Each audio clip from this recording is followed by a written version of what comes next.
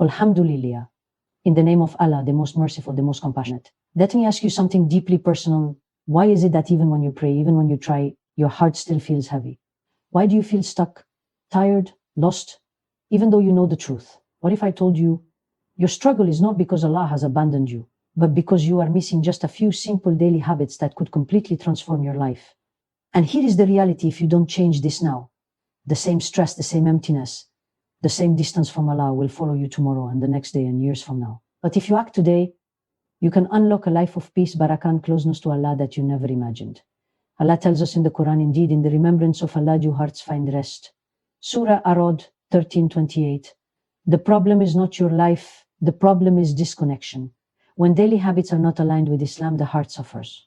And when the heart suffers, everything else collapses: your motivation, your focus, your happiness. But Allah in His mercy has already given us the solution. Simple, powerful habits that bring light into our lives. You wake up tired, but it's not just your body that feels heavy. It's your heart. It's that quiet emptiness you carry throughout the day, even when everything around you seems fine.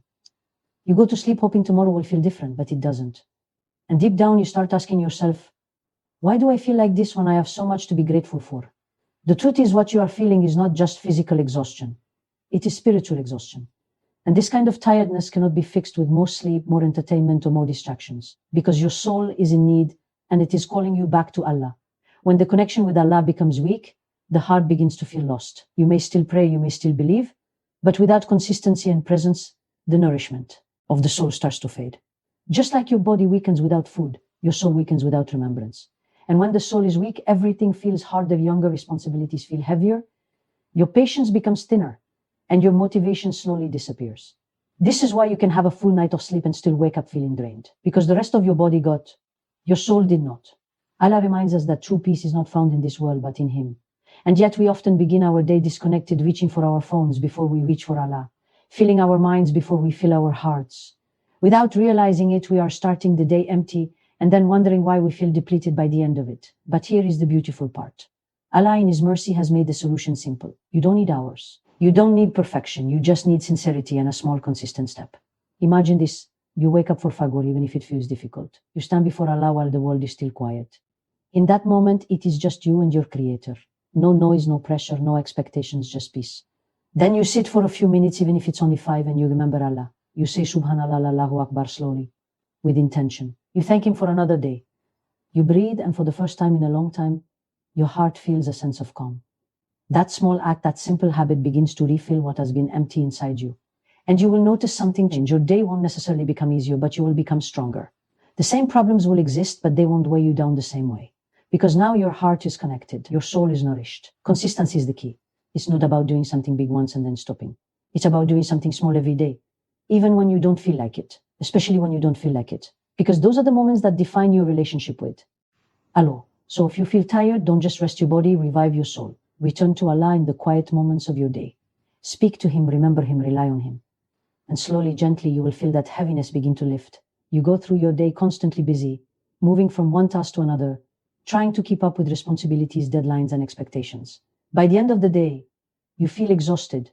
Yet when you look back, it feels like nothing truly meaningful was accomplished.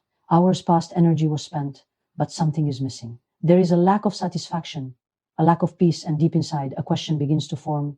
Where did my time go? This feeling is not just about poor time management. It is about the absence of barakah. Barakah is not measured by how much you do, but by how much goodness and benefit comes out of what you do. It is when a small effort produces big results, when a short time feels full, and when your actions leave behind a lasting impact. Without barakah, even an entire day can feel empty. With barakah, even a few moments can feel complete and fulfilling.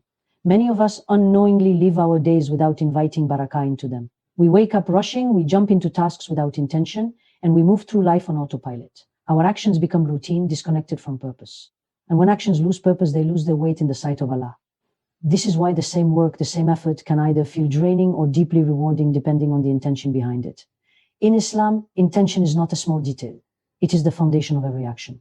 The Prophet Arabic Sadar Arabic Lam Arabic Alif Maksura Arabic Alif Arabic Lam Arabic Lam Arabic Lam Arabic Et Arabic Arabic Lam Arabic Lam Arabic Lam Arabic Mim taught us that actions are judged by intentions, and each person will have what they intended.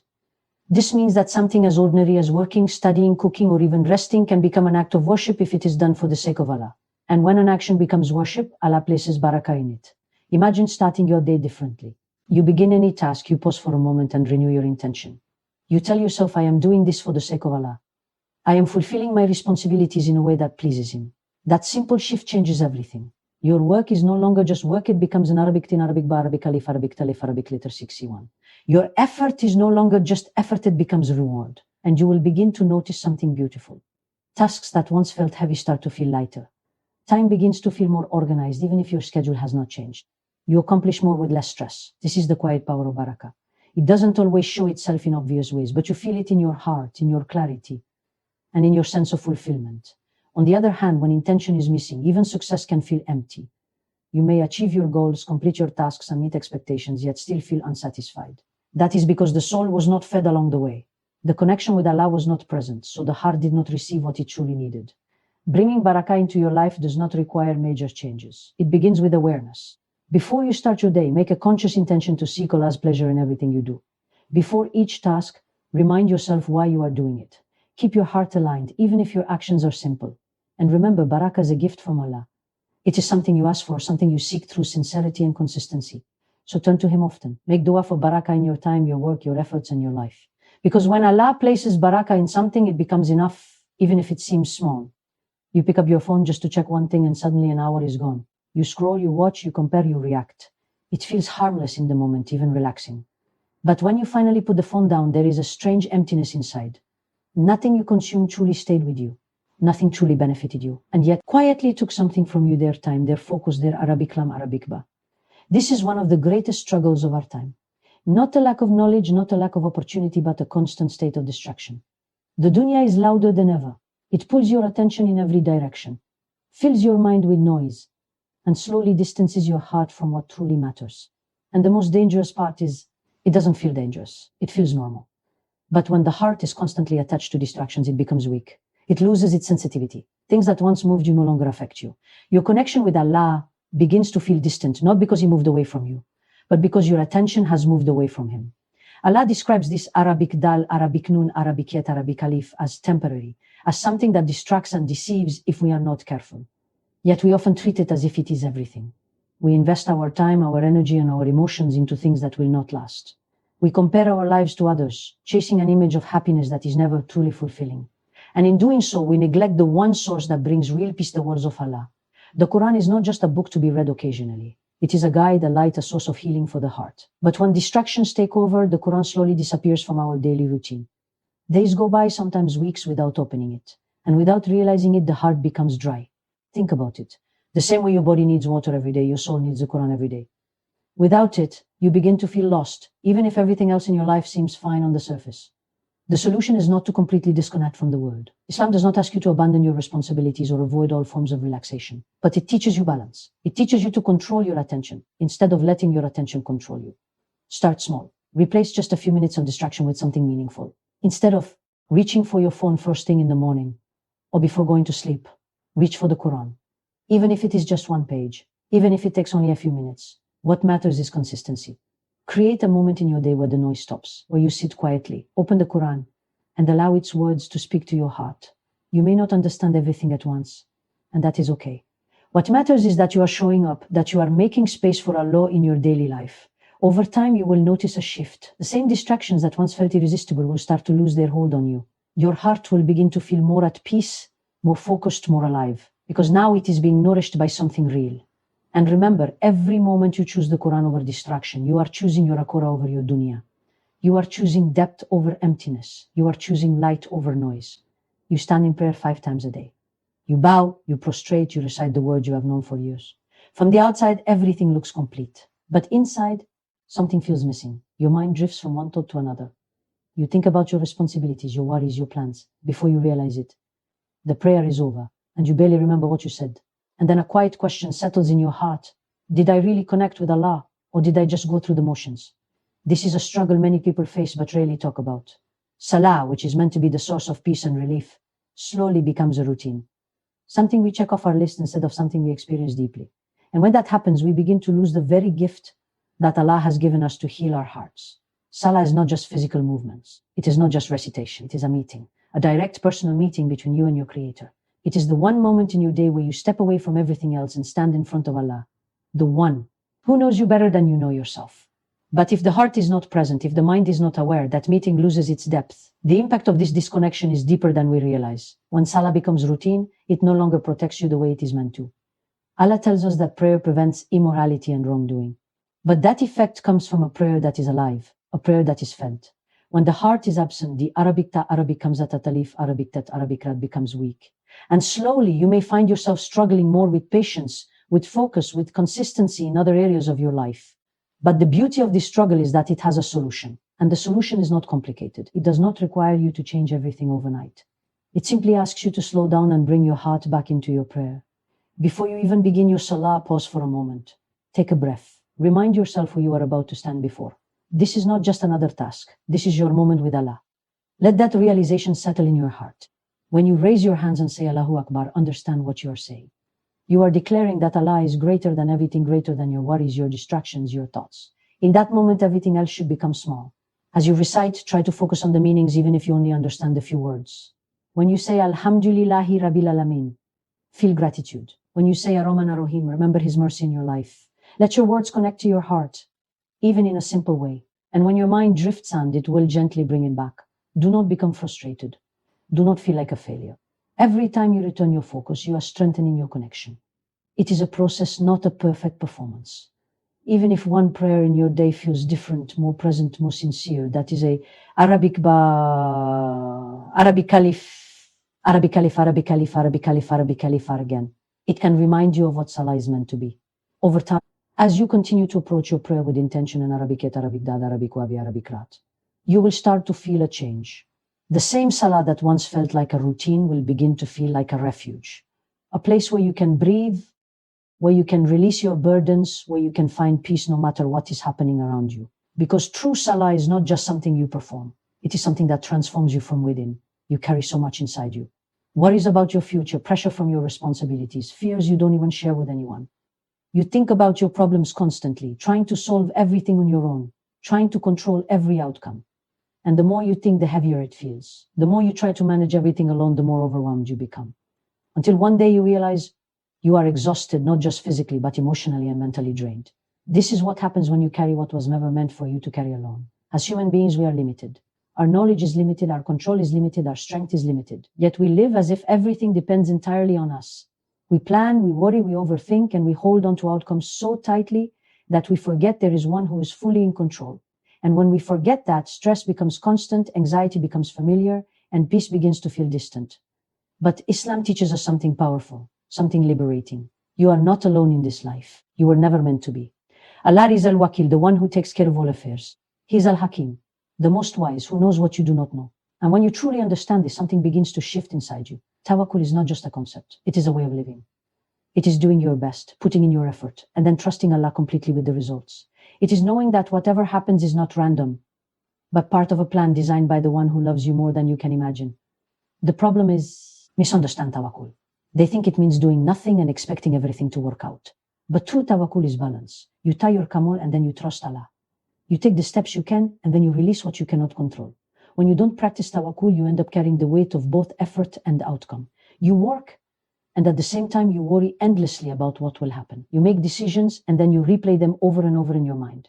You try to predict the future, control every detail, and avoid every possible failure. And in doing so, you exhaust yourself. But when you practice tawakkul, you shift that burden. You still work, you still strive, but your heart is at ease. Because you know that the outcome is in Allah's hands. You know that even if things don't go the way you planned, they will go the way Allah has written, and His plan is always better. One of the simplest ways to begin practicing this is through sincere dua. Speak to Allah about your worries. Tell Him what is in your heart. Ask Him for ease, for guidance, for strength. And then remind yourself daily with words that anchor your heart. Hasbi Allahu la ilaha illa huwa. Allah is sufficient for me. There is no deity except Him. These are not just words. When you say them with understanding, they change the way you carry your problems. They remind you that you are supported, that you are seen, that you are not alone. And slowly you will begin to notice a difference. The same situations that once caused you stress will no longer feel as overwhelming. The same uncertainties will no longer shake you as deeply, because now your heart is relying on Allah, not on your limited ability to control everything. Tawakkul does not remove challenges from your life, but it transforms the way you experience them. It replaces panic with patience, fear with trust, and heaviness with peace. You start with so much motivation. You feel inspired, ready to change, ready to become better. You set goals, you make plans, you promise yourself that this time will be different. For a few days, maybe even a week, you stay consistent. You pray on time, you read Quran, you make dhikr. It feels good. You feel like you are finally becoming the person you want to be. And then something happens, you miss one day. Then another. Slowly, the habits begin to fade. The motivation disappears just as quickly as it came. And before you know it, you are back where you started. But this time it feels heavier. Because now, along with the struggle, there is guilt. There is disappointment. There is that painful thought in your mind. Why do I always fail? This cycle is exhausting. Starting over again and again, feeling like you are making progress only to lose it. And after a while, you may even stop trying. Convincing yourself that change is too hard. That maybe you are just not capable of being consistent. But the truth is, the problem is not that you are weak. The problem is that you are trying to change everything at once. Real lasting change in Islam was never meant to happen overnight. It was built slowly, step by step, with consistency. Even the revelation of the Quran came gradually over 23 years. Why? Because hearts transform over time, not in a single moment. When you try to take on too much, you overwhelm yourself. You set expectations that are difficult to maintain, and when you cannot keep up, you feel like you have failed completely. But in the reality, you did not fail, you just chose a method that was not sustainable. The Prophet Arabic Sadar Arabic Lam Arabic Alif Maksur Arabic Alif Arabic Lam Arabic Lam Arabic Al Arabic Al Arabic Al Arabic Al Arabic Al Arabic Al Arabic Al Arabic Al Arabic Al Arabic Meme gave us a principle that is both simple and powerful. The most beloved deeds to Allah are those that are consistent, even if they are small. This means that what matters is not how much you do in one day, but how long you can keep doing it. Imagine doing just a little every day. 5 minutes of dhikr, 1 page of Quran, a sincere effort to pray on time. It may seem small, almost insignificant compared to big goals. But when you do it every single day, it builds something strong inside you. It creates a rhythm, a stability, a foundation that does not easily break. Consistency is not about being perfect. There will be days when you feel low, when you are tired, when your motivation is gone. But those are the days that matter the most. Because choosing to continue, even in a small way, is what strengthens your discipline and your sincerity. And if you do fall, if you miss a day or lose momentum, do not let Shaitan convince you that you have failed. Do not let one mistake turn into complete Arabikfa. Instead, return immediately. Pick up where you left off. Even if it feels small, even if it feels like starting over, it is still progress. You are not defined by how many times you fall. You are defined by how many times you return to Allah. Over time, these small, consistent habits begin to shape your identity. They become part of who you are. What once felt difficult becomes natural. What once required effort becomes something you look forward to. And slowly, without even realizing it, you become steady.